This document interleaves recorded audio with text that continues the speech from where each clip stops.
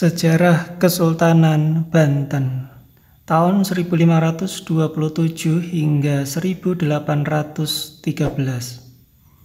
Kesultanan Banten adalah sebuah kerajaan Islam yang pernah berdiri di wilayah Banten, Indonesia, sekitar tahun 1526.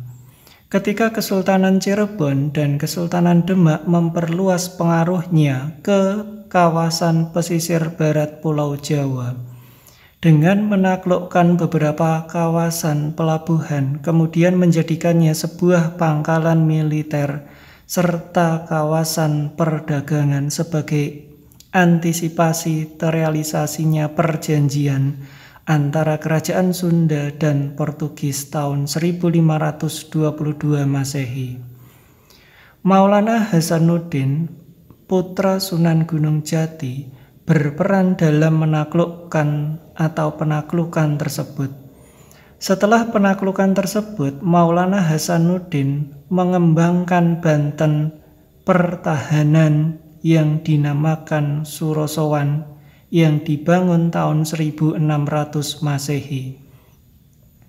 Menjadi kawasan kota pesisir yang kemudian hari menjadi pusat pemerintahan setelah Banten menjadi kesultanan yang berdiri sendiri.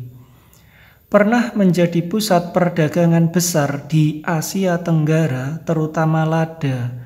Kerajaan ini mencapai puncak pada akhir abad ke-16 dan pertengahan abad ke-17.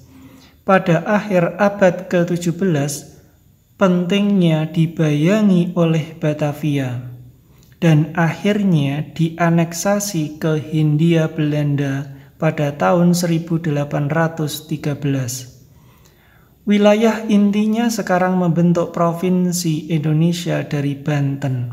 Saat ini, di Banten Lama, Masjid Agung Banten menjadi tujuan penting bagi wisatawan dan peziarah dari seluruh Indonesia dan dari luar negeri. Hampir 3 abad Kesultanan Banten mampu bertahan, bahkan mencapai kejayaan yang luar biasa, yang di waktu bersamaan penjajah dari Eropa telah berdatangan dan menanamkan pengaruhnya.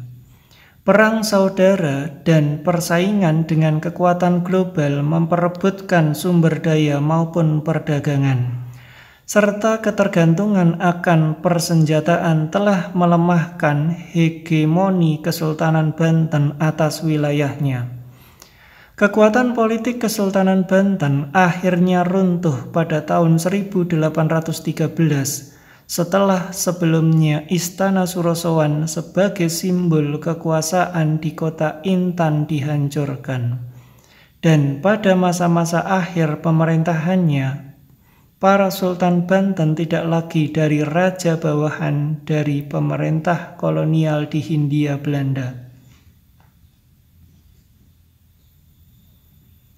Pembentukan awal penguasaan Banten pada tahun 1522, Maulana Hasanuddin membangun kompleks istana yang diberi nama Keraton Surosowan. Pada masa tersebut, dia juga membangun alun-alun, pasar, masjid agung, serta masjid di kawasan Pacitan. Sementara yang menjadi puncak atau pucuk umum atau penguasa di Wahanten pesisir adalah Arya Surajaya atau putra dari Sang Surosowan dan paman dari Maulana Hasanuddin. Setelah meninggalnya Sang Surosowan pada 1519 Masehi, Arya Surajaya diperkirakan masih memegang pemerintahan Wahanten pesisir hingga tahun 1526. Pada tahun 1524 Masehi, Sunan Gunung Jati bersama pasukan gabungan dari Kesultanan Cirebon dan Kesultanan Demak mendarat di Pelabuhan Banten. Pada masa ini tidak ada pernyataan yang menyatakan bahwa Wahanten pesisir menghalangi kedatangan pasukan gabungan Sunan Gunung Jati, sehingga pasukan difokuskan untuk merebut Wahanten Girang. Dalam carita sejarah Banten dikatakan, ketika pasukan gabungan Kesultanan Cirebon dan Kesultanan Demak mencapai Wahanten Girang atau Banten Girang adalah pusat kekuasaan kerajaan Banten pra-Islam. Di sini terdapat watu gigilang atau batu yang bersinar, yang merupakan tahta Prabu Pucuk Umon, Ratu Pandita, atau dalam Hindu yang terakhir. Di sana juga terdapat dua makam keramat kakak beradik, Ki Mas Jong dan Ki Agus Ju, yang merupakan penduduk Banten Girang pertama yang memeluk Islam dan berpihak kepada Maulana Hasanuddin. Ki Mas Jong sendiri menurut sejarah Banten adalah seorang penggawa penting dari Pakuan Pajajaran yang ditempatkan di Banten Girang. Ki Mas Jong adalah pendukung utama Maulana Hasanuddin dan kemudian diangkat sebagai Mahapatih atau Tumenggung. Ki Mas Jong memainkan peranan penting dalam menaklukkan atau penaklukan Pakuan Pajajaran pada pertengahan abad ke-16. Dalam sumber-sumber lisan dan tradisional diceritakan bahwa pucuk umum atau penguasa Banten Girang yang terusik dengan banyaknya aktivitas dakwah Maulana Hasanuddin yang berhasil menarik simpati masyarakat termasuk masyarakat pedalaman Wahanten yang merupakan wilayah kekuasaan Wahanten Girang. Sehingga pucuk umum Arya Suranggana meminta Maulana Hasanuddin untuk menghentikan aktivitas dakwahnya dan menantangnya sabung ayam atau adu ayam. Dengan syarat, jika sabung ayam dimenangkan Arya Suranggana, maka Maulana Hasanuddin harus menghentikan aktivitas dakwahnya. Sabung ayam pun dimenangkan oleh Maulana Hasanuddin dan dia berhak melanjutkan aktivitas dakwahnya. Arya Suranggana dan masyarakat yang menolak untuk masuk Islam kemudian memilih masuk hutan di wilayah selatan. Sepeninggal Arya Suranggana, kompleks Banten Girang digunakan sebagai pesanggrahan bagi para penguasa Islam. Paling tidak sampai di penghujung abad ke-17. Penyatuan Banten. Atas petunjuk ayahnya, yaitu Sunan Gunung Jati, Maulana Hasanuddin kemudian memindahkan pusat pemerintahan Wahanten Girang ke pesisir di kompleks Surosowan sekaligus membangun kota pesisir. Kompleks Istana Surosowan tersebut akhirnya selesai pada tahun 1526. Pada tahun yang sama, Arya Surajaya, pucuk umum atau penguasa Wahanten pesisir dengan sukarela menyerahkan kekuasaannya atas wilayah Wahanten pesisir kepada Sunan Gunung Jati. Akhirnya kedua wilayah Wahanten Girang dan Wahanten pesisir disatukan menjadi Wahanten yang kemudian disebut sebagai Banten dengan status sebagai dipaten atau provinsi dari Kesultanan Cirebon pada tanggal 1 Muharram 933 Hijriah atau sekitar tanggal 8 Oktober 1526 Masehi.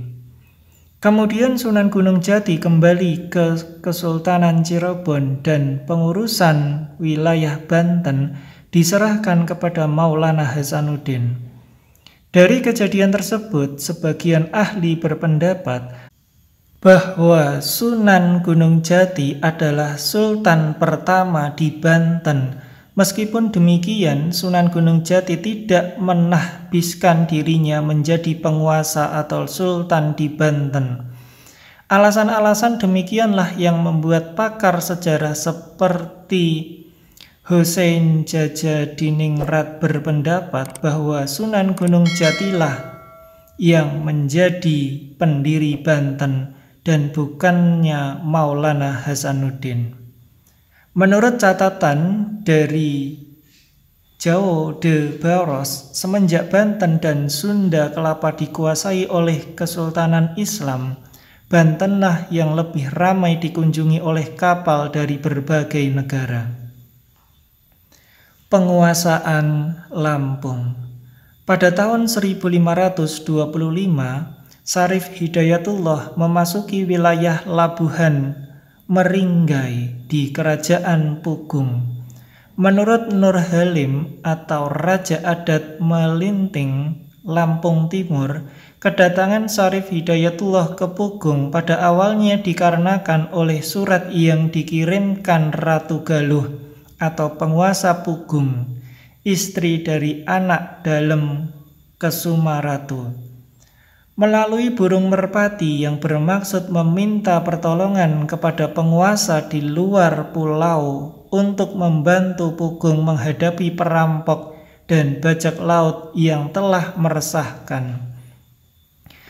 Menurut Budiman Yakob atau Raden Kusumayuda, seorang budayawan dan sejarawan daerah Lampung Selatan, Syarif Hidayatullah ketika akan memasuki wilayah Pugung, beliau melihat cahaya kilat yang tegak dari langit. Sesampainya Syarif Hidayatullah di kerajaan Pugung, beliau bersedia membantu Ratu Galuh menangani perampokan dengan satu syarat, yaitu jika perampokan berhasil diatasi, maka Ratu Galuh dan pengikutnya bersedia untuk memeluk agama Islam. Pasca berhasil diatasinya para perampok tersebut, Syarif Hidayatullah kemudian mulai menyebarkan dakwah Islam di wilayah kerajaan Pugung.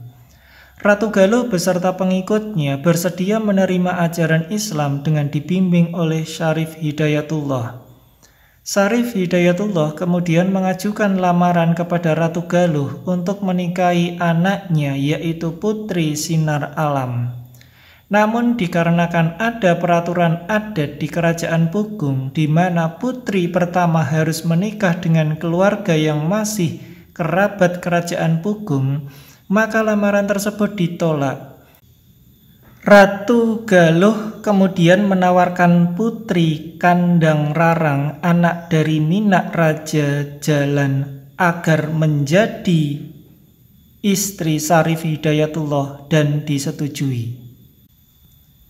Dari pernikahan dengan Putri Kandang Rarang, Syarif Hidayatullah memiliki seorang putra yang diberi nama Muhammad Soleh atau masyarakat Lampung mengenalnya sebagai nama Minak Gejala Bidien. Syarif Hidayatullah kemudian pergi meninggalkan istrinya dan anaknya untuk kembali berdakwah dan pulang ke Cirebon. Syarif Hidayatullah menitipkan sebuah cincin kepada istrinya Kandang Rarang yang kelak harus diberikan kepada putra mereka Muhammad Soleh. Beberapa lama setelah kepergiannya, Syarif Hidayatullah kembali ke kerajaan Pugung untuk menengok istrinya Kandang Rarang dan anaknya Muhammad Soleh. Di sana Syarif Hidayatullah mengetahui jika Putri Sinar Alam, putri dari Ratu Galuh, belum juga menikah. Syarif Hidayatullah kemudian mengajukan lamaran kembali untuk menikahinya dan disetujui. Dari pernikahannya dengan Putri Sinar Alam, Syarif Hidayatullah dikaruniai seorang putra yang diberi nama Muhammad Aji Saka, atau yang menurut Nur Halim atau Raja Adat Melinting namanya adalah Minak Gejala Ratu. Dari keturunan Muhammad Aji Saka inilah kemudian muncul pahlawan nasional Raden Inten II. Perluasan dakwah di Lampung.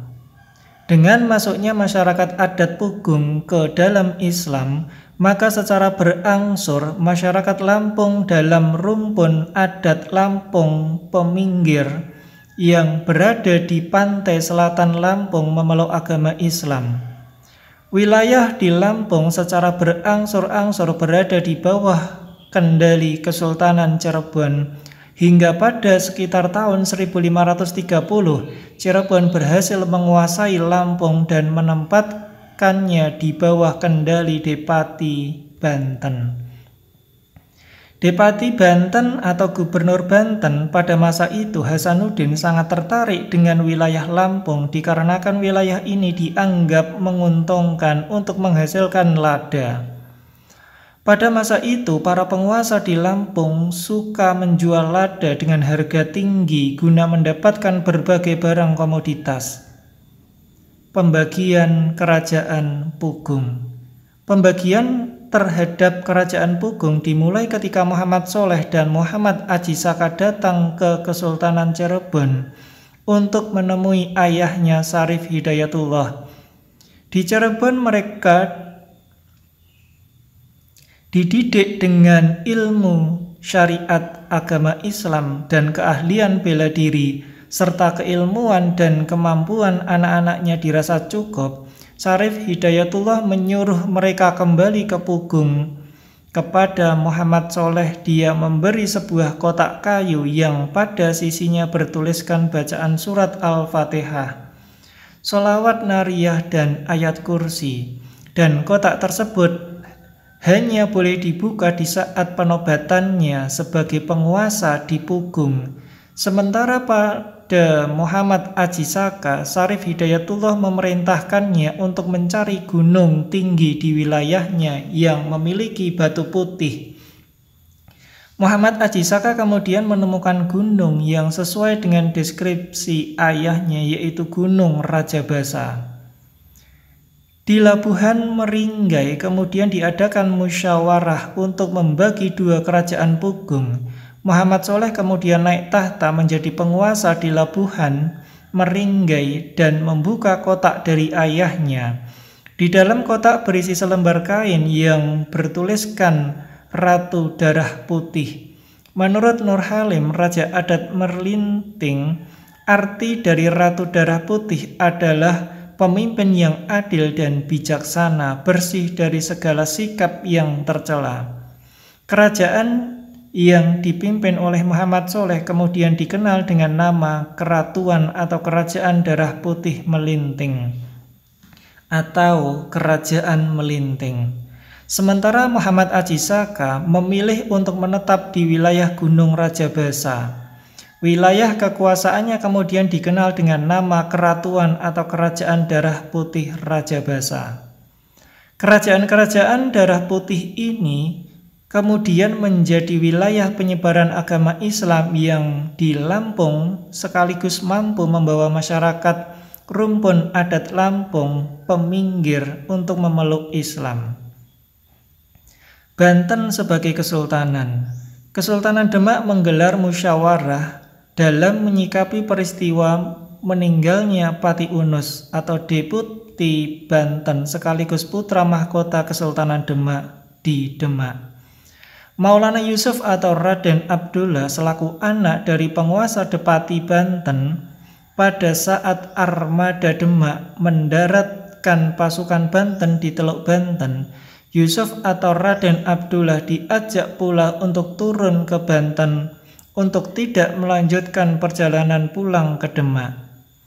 Para komandan dan penasehat armada yang masih saling berkerabat satu sama lain sangat khawatir karena Yusuf atau Raden Abdullah akan dibunuh oleh perebutan tahta mengingat sepeninggal Pati Unus. Pembagian wilayah taklukan Kesultanan Banten dengan Kesultanan Cirebon. Pasca perjanjian damai Cirebon dengan Kerajaan Sunda pada tahun 1531 dan setelah Kesultanan Banten berdiri pada tahun 1552, maka wilayah antara Sungai Angke dan Sungai Cipunegara dibagi dua. Menurut carita sejarah Banten, Sunan Gunung Jati pada abad ke-15 membagi wilayah antara Sungai Angke dan Sungai Cipunegara menjadi dua bagian dengan Sungai Citarum sebagai pembatasnya. Sebelah timur Sungai Citarum hingga Sungai Cipunegara masuk pengaruh Kesultanan Cirebon yang sekarang menjadi Kabupaten Karawang, Kabupaten Purwakarta, dan Kabupaten Subang. Dan sebelah barat Sungai Citarum hingga Sungai Angke menjadi wilayah bawahan Kesultanan Banten dengan nama Jayakarta. Batas antara Kesultanan Banten dan Kerajaan Sunda di selatan adalah Sungai Sukawayana yang muaranya terletak di Kecamatan Cikakak, Kabupaten Sukabumi. Pada tahun 1568, Maulana Hasanuddin sebagai penguasa Banten yang juga membawahi wilayah Jayakarta mengangkat menantunya, yaitu Kawis Adimarta atau Tubagus Angke, suami dari Ratu Ayu Fatimah atau anak keenam dari Maulana Hasanuddin sebagai penguasa Jayakarta. Sebelumnya, sejak peristiwa penaklukan Kelapa pada tahun 1527 hingga diangkatnya Kawis Adimarta pada tahun 1568, wilayah ini berada di bawah kekuasaan Fadilah Khan. Perluasan wilayah ke Lampung. Maulana Hasanuddin juga melanjutkan perluasan kekuasaan ke Lampung. Pada tahun 1530, ketika wilayah adat Lampung Peminggir telah memeluk agama Islam dan berada di bawah kekuasaan Syarif Hidayatullah, wilayah adat Lampung, Abung, atau Pepadun belum ada yang berada di bawah kekuasaan Syarif Hidayatullah. Bahkan pada masa kekuasaan Maulana Hasanuddin sebagai Kesultanan Banten, masyarakat adat Lampung, Abung, atau Pepadun belum ada yang melakukan serba atau menghadap Sultan ke Banten. Masyarakat Lampung, Abung, atau Pepadun pada masa itu masih mempertahankan adat istiadatnya yang bercorak animisme. Pada sekitar abad ke-16, memang ada seorang Minak dari kalangan masyarakat adat Lampung, Abung, atau Pepadun yang telah memeluk Islam seperti Minak Sangaji dari kalangan Tulang Bawang yang merupakan suami dari Bolan. Namun Minak Sangaji diperkirakan menerima Islam bukan dari Kesultanan Banten melainkan dari Melaka. Maulana Hasanuddin berperan dalam menyebarkan Islam di kawasan Lampung. Selain itu, ia juga telah melakukan kontak dagang dengan Raja Malangkabu atau Minangkabau, Kerajaan Indrapura, Kesultanan atau Sultan Munawarsyah, dan dianugerahi keris oleh raja tersebut. Maulana Yusuf, anak dari Maulana Hasanuddin, naik tahta pada tahun 1570, melanjutkan ekspansi Banten ke kawasan pedalaman Sunda dengan menaklukkan Pakuan Pajajaran tahun 1579. Kemudian ia digantikan anaknya Maulana Muhammad yang mencoba menguasai Palembang tahun 1596 sebagai bagian dari usaha Banten dalam mempersempit gerakan Portugal di Nusantara. Tetapi gagal karena ia meninggal dalam penaklukan tersebut. Masyarakat Lampung Abung seba ke Banten. Pasca meninggalnya Sultan Banten Maulana Muhammad pada tahun 1596 pada penyerangan ke Palembang atas bujukan Pangeran Mas atau putra Arya Pangiri, cucu Sunan Prawoto dari Kesultanan Demak, yang berambisi menjadi penguasa Palembang, dan pasca meninggalnya Unyai terjadilah perselisihan di antara anak cucu Minak Paduka Begeduh. Perselisihan tersebut berkenaan dengan persoalan seba atau menghadap sultan. Seba ke Banten atau ke Palembang hingga salah satu dari mereka bergabung mengikuti kekuasaan Kesultanan Banten dan yang satunya lagi Seba ke Palembang dan meninggalkan wilayah adat Lampung Apung. Minak Paduka Begeduh memiliki 4 orang anak, yaitu Unyi, Nunyai, Nuban atau perempuan, dan Subing. Minak Paduka Begeduh merupakan anak dari Minak Rio Begeduh, cucu dari Indra Gajah dan cicit dari Umpu Serunting yang mendirikan keratuan atau kerajaan Pemanggilan. Minak Paduka Begeduh memiliki 2 orang istri, yaitu Minak Majeu Lamaweng dari keratuan atau kerajaan Pogung dan Minak Munggah di Abung dari Selebar. Perwakilan dari masyarakat adat Abung yang Seba atau menghadap Sultan ke Banten adalah Minak Semelesem atau cucu Unyai. Sementara dari kalangan masyarakat adat Lampung, Abung atau Pepadun yang memiliki atau memilih untuk Seba atau menghadap Sultan ke Palembang adalah Mukodum Muter Alam. Beliau kemudian tidak kembali lagi ke wilayah adat Lampung Apung dan memilih untuk membentuk masyarakat Kayu Agung dan menetap di sana. Hubungan erat Kesultanan Banten dan Inggris. Pada masa Pangeran Ratu, anak dari Maulana Muhammad, ia menjadi raja pertama di Pulau Jawa yang mengambil gelar Sultan pada tahun 1638 dengan nama Arab Abu al-Mufakir Mahmud Abdul Qadir. Pada masa ini Sultan Banten telah mulai secara intensif melakukan hubungan diplomasi dengan kekuatan lain yang ada pada waktu itu. Salah satu diketahui surat Sultan Banten kepada Raja Inggris James I tahun 1605 dan tahun 1629 kepada Charles I. Pada tahun 1629, Sultan Banten Abu al-Fakir Mahmud Abdul Qadir mengirim surat kepada penguasa Inggris, Raja Charles I, menyatakan kegembiraannya karena orang-orang Inggris mau membuka lagi kantor dagangnya di Banten. Selain itu, Sultan Abu al-Mufakir Mahmud Abdul Qadir juga meminta bantuan persenjataan dan mesiu kepada Inggris.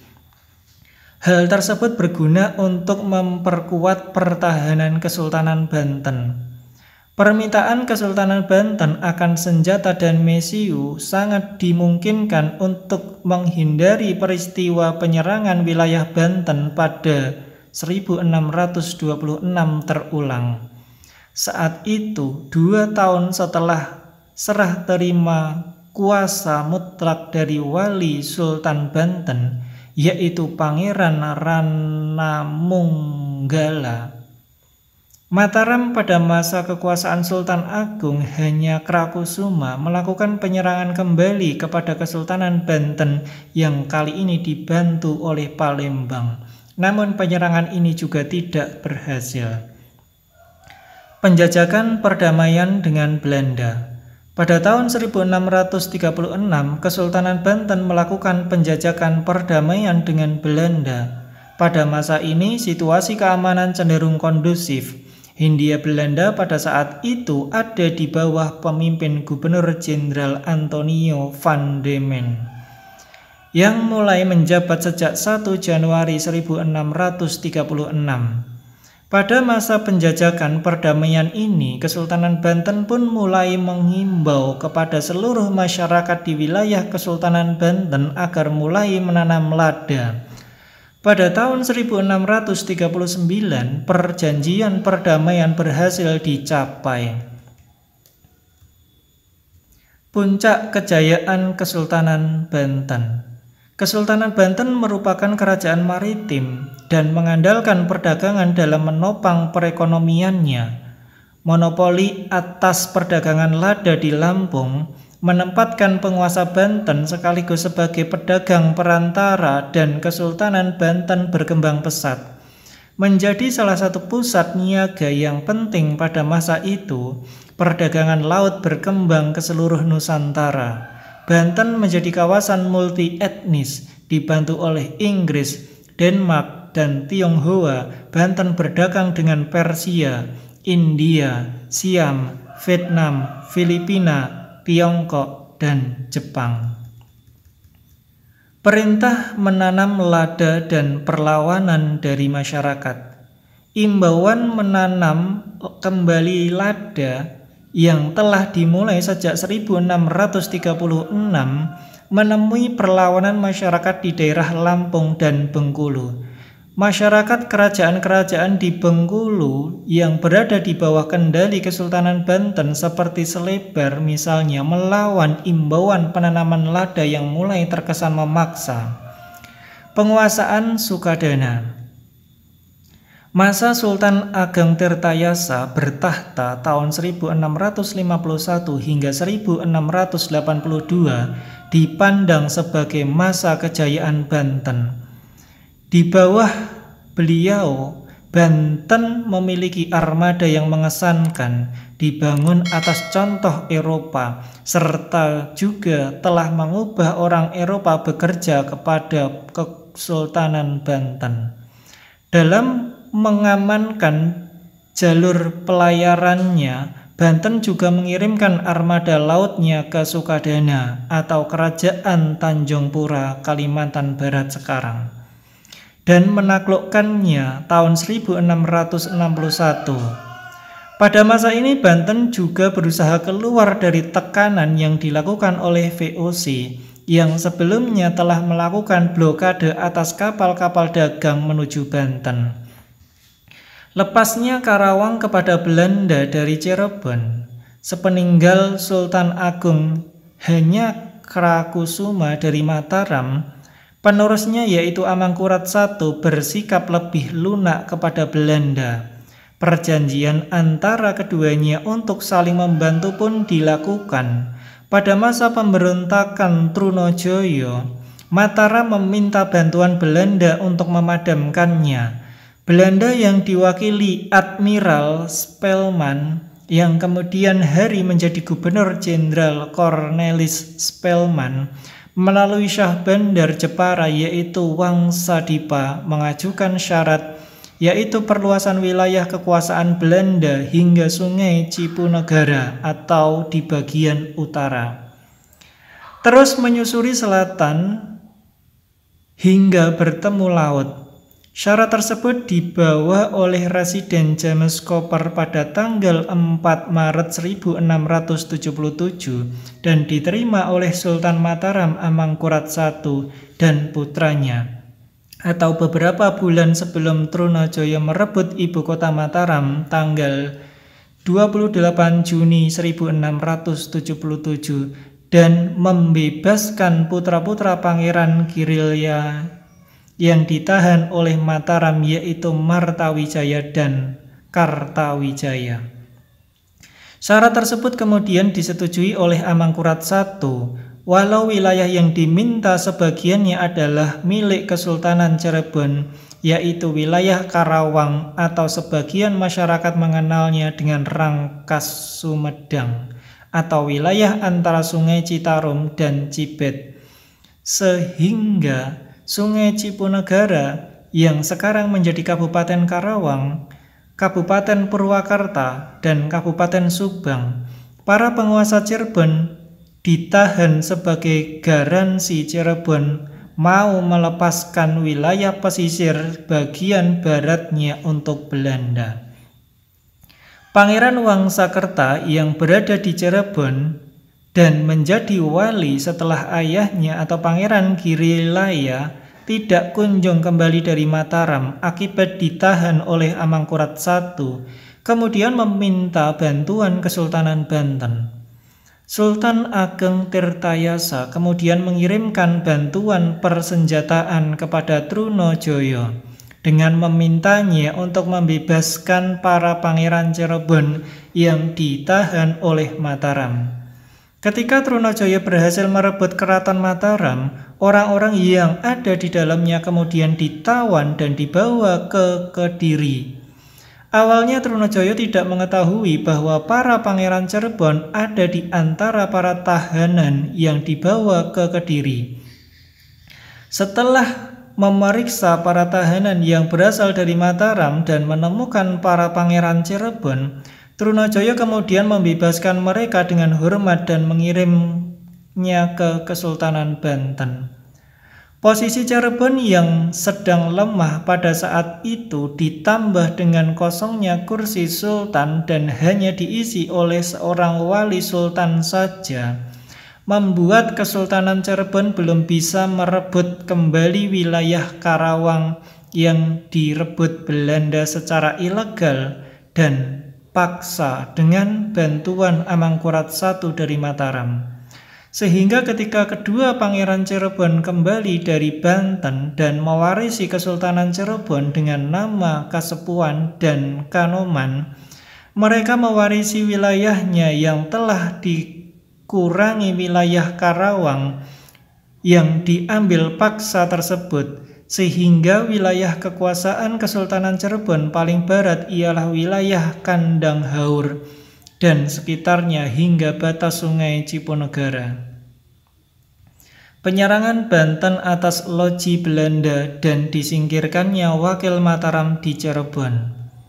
Pada akhir tahun 1676, sebuah kapal dari Cirebon yang berlabuh di Banten memberitahu bahwa Pekalongan sudah berhasil dikuasai pasukan Trunajaya pada sekitar 25 Desember 1676. Penguasa daerah pesisir pada masa itu, Singawangsa, diberitakan ikut dengan para pasukan Trunajaya. Pada tanggal 2 Januari 1677, Tegal berhasil dikuasai pasukan Trunajaya tanpa kekerasan. Pada tanggal 5 Januari 1677, pasukan Trunajaya yang dipimpin oleh Ngabei Sindukarti atau Paman Trunajaya dan Ngabei Langlang Pasir sampai di pelabuhan Cirebon dengan 12 kapal berisi 150 pasukan. Mereka menuntut agar wakil Mataram yang ditempatkan di Cirebon sebagai Syah Bandar yaitu Martadipa menyerah dan menyetujui syarat-syaratnya, yaitu: pertama, Cirebon tidak lagi membayar pajak kepada Mataram. Kedua, tentara Madura harus melindungi anak-anak dan wanita. Ketiga, sandera Cirebon tidak ada lagi yang dikirim ke Mataram. Keempat, selanjutnya Cirebon berada di bawah pemerintahan rajanya sendiri. 5. Cirebon berada di bawah pertanggungan hak-hak Sultan Banten. Dan yang keenam, orang Cirebon menyokong Banten dengan senjata serta mengakui Sultan Banten sebagai pelindung. Syarat-syarat tersebut disertai peringatan dengan ancaman seandainya tidak diterima, Martadipa yang pada saat itu telah berusia lanjut akhirnya menerima syarat yang disodorkan kepadanya atas nama Raden Trunajaya dan bersedia menyerahkan kekuasaannya kepada keturunan atau kerabat dekat Sultan Abdul Karim atau Sultan Cirebon yang ditawan Mataram. Pribawa dan masuknya Belanda pada perjanjian 1681. Penobatan ketiga putra Sultan Cirebon Abdul Karim sebagai penguasa wilayah dan penguasa Peguron pada tahun 1677 di Belanda oleh Sultan Abdul Fattah dan dilanjutkan dengan deklarasi ketiganya di Keraton Pakungwati pada tahun 1679 ternyata masih menyisakan ketidakpuasan. Pangeran Martawijaya yang sudah dinobatkan menjadi Sultan Sepuh Samsudin dan berkuasa di Kesultanan Kasepuhan masih beranggapan bahwa dia adalah pewaris tahta yang sah. Karena dia adalah putra tertua dari Sultan Cirebon Abdul Karim yang meninggal ketika dalam perlawanan Mataram. Konflik internal keturunan Sultan Abdul Karim diperkirakan bermula ketika Sultan Abdul Fattah dari Banten hanya memediasi ketiganya dengan cara menobatkan mereka bertiga sebagai penguasa wilayah dan penguasa peguron, namun tidak membagi wilayah kekuasaan kepada masing-masing secara tetap dan mengikat. Pangeran Martawijaya yang telah dinobatkan menjadi Sultan Sepuh Samsudin kemudian menyampaikan keinginannya kepada utusan Belanda agar mau membantunya mendapatkan tahta Kesultanan Cirebon. Hal ini kemudian mendapatkan penentangan oleh Pangeran Kartawijaya yang telah dinobatkan menjadi Sultan Anom Badriddin dan Pangeran Wangsakerta yang telah dinobatkan menjadi Panembahan Nasiruddin. Pangeran Kartawijaya atau Sultan Anom Badruddin berpendapat bahwa mereka telah sama-sama dinobatkan sebagai penguasa wilayah di Cirebon. Menyikapi hal ini, kemudian Pangeran Kartawijaya meminta perlindungan kepada Kesultanan Banten. Sementara Pangeran Wangsakerta atau Panembahan Nasiruddin menuntut agar dirinya juga dapat berkuasa di Cirebon karena selama terjadi kekosongan akibat ayah dan saudaranya ditawan oleh Mataram, dialah yang menjadi wali dan menjalankan pemerintahan Kesultanan Cirebon. Kesultanan Banten menyerang loji Belanda di Indramayu. Pada bulan April tahun 1679, Kesultanan Banten menyerang loji atau gudang di Indramayu di bawah pimpinan Arya Surya dan Ratu Bagus Abdul Qadir. Penyerangan Kesultanan Banten ini adalah bagian dari perang gerilya Kesultanan Banten terhadap Belanda dan sekutunya di Pulau Jawa. Penghapusan Kesultanan Banten dan lepasnya Lampung. Pada tahun 1808, Herman Helman Daendels, Gubernur Jenderal Hindia Belanda 1808 hingga 1810, memerintahkan pembangunan jalan raya pos untuk mempertahankan Pulau Jawa dari serangan Inggris.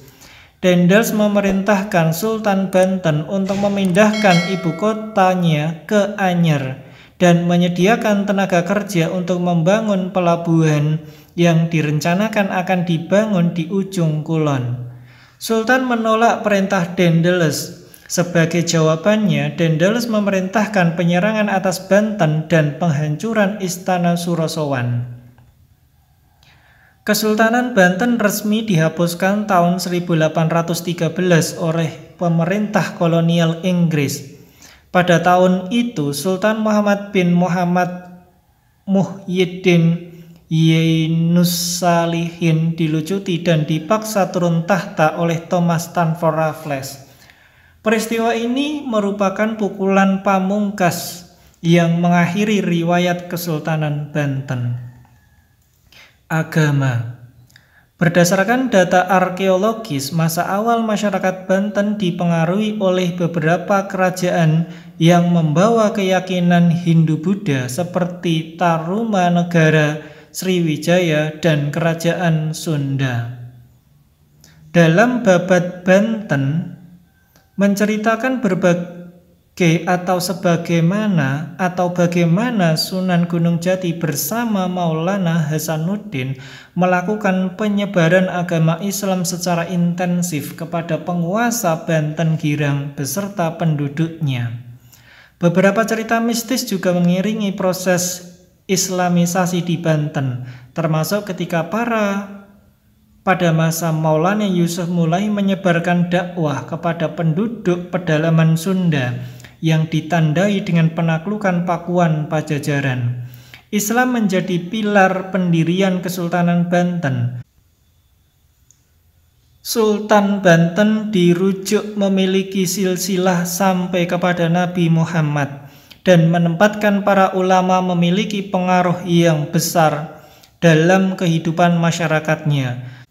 Seiring itu, tarekat maupun tasawuf juga berkembang di Banten. Sementara budaya masyarakat menyerap Islam sebagai bagian yang tidak terpisahkan. Beberapa tradisi yang ada dipengaruhi oleh perkembangan Islam di masyarakat, seperti terlihat pada kesenian bela diri debus. Kadi memainkan peranan penting dalam pemerintahan Kesultanan Banten, selain bertanggung jawab dalam menyelesaikan sengketa rakyat di pengadilan agama, juga dalam penegakan hukum Islam seperti hudud. Toleransi umat beragama di Banten berkembang dengan baik, walaupun didominasi oleh Muslim, tetapi komunitas tertentu diperkenankan membangun sarana peribadatan mereka, di mana sekitar tahun 1673 telah berdiri beberapa kelenteng pada kawasan sekitar pelabuhan Banten. Kependudukan.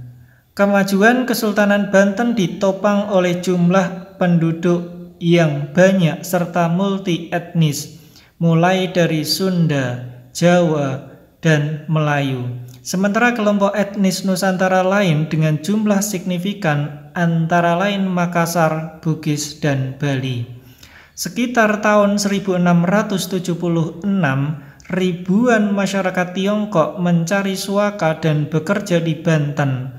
Gelombang migrasi ini akibat berkecamuknya perang di Fujian serta pada kawasan Tiongkok Selatan lainnya.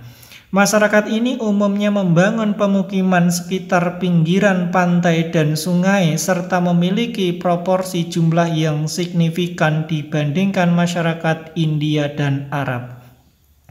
Sementara di Banten, beberapa kelompok masyarakat Eropa seperti Inggris, Belanda, Perancis, Denmark, dan Portugal juga telah membangun pemondokan dan gudang di sekitar Cibanten. Perekonomian. Dalam meletakkan dasar pembangunan ekonomi Banten, selain di bidang perdagangan untuk daerah pesisir, pada kawasan pedalaman pembukaan sawah mulai diperkenalkan.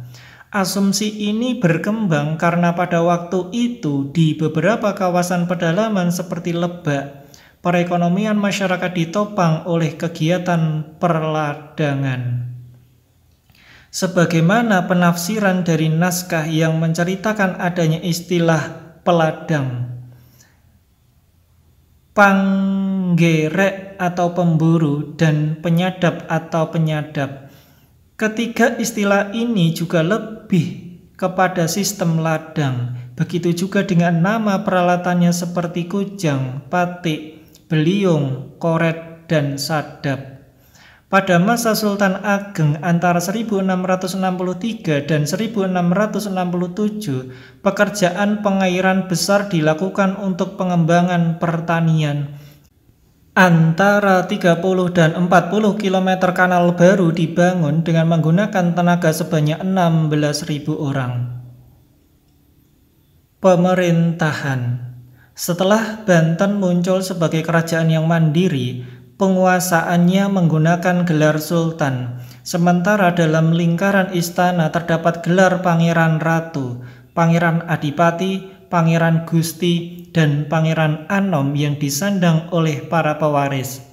Pada pemerintahan Banten terdapat seorang dengan gelar Mangkubumi, Kadi, Patih, serta Syah Bandar yang memiliki peran dalam administrasi pemerintahan. Sementara pada masyarakat Banten terdapat kelompok bangsawan yang digelari dengan Tubagus atau Ratu Bagus, Ratu atau Syahid, dan golongan khusus lainnya yang mendapat kedudukan istimewa adalah terdiri atas kaum ulama Pamong Praja serta kaum Jawara. Pusat pemerintahan Banten berada antara dua buah sungai, yaitu Cibanten dan Cikarangantu. Di kawasan tersebut dahulunya juga didirikan pasar, alun-alun, dan istana Surosowan yang dikelilingi oleh tembok besar parit. Sementara di sebelah utara dari istana dibangun Masjid Agung Banten dengan menara berbentuk mercusuar yang kemungkinan dahulunya juga berfungsi sebagai menara pengawas untuk melihat kedatangan kapal di Banten. Berdasarkan sejarah Banten, lokasi pasar utama di Banten berada antara Masjid Agung Banten dan Cibanten, yang dikenal dengan nama Kapalembangan. Sementara pada kawasan alun-alun terdapat Paseban yang digunakan oleh Sultan Banten sebagai tempat untuk menyampaikan maklumat kepada rakyatnya. Secara keseluruhan, rancangan kota Banten berbentuk segi empat yang dipengaruhi oleh konsep Hindu-Buddha atau representasi yang dikenal dengan nama mandala. Selain itu, pada kawasan kota terdapat beberapa kampung yang mewakili etnis tertentu, seperti Kampung Pekojan atau Persia dan Kampung Pecinan.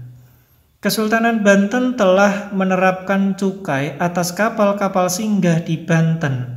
Pemungutan cukai ini dilakukan oleh Syah Bandar yang berada di kawasan yang dinamakan Pabean.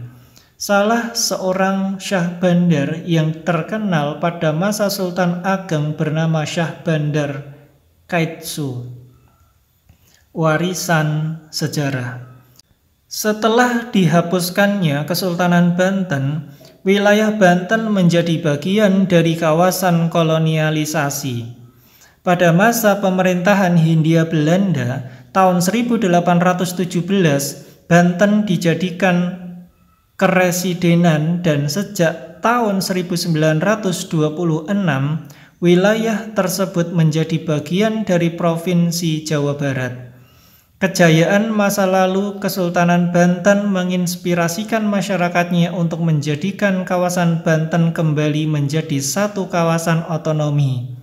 Reformasi pemerintahan Indonesia berperan mendorong kawasan Banten sebagai provinsi tersendiri, yang kemudian ditetapkan melalui Undang-Undang Nomor 23 Tahun 2000.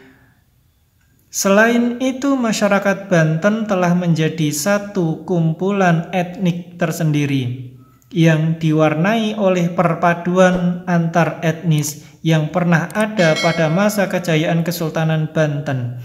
Dan keberagaman ini pernah menjadikan masyarakat Banten sebagai salah satu kekuatan yang dominan di Nusantara.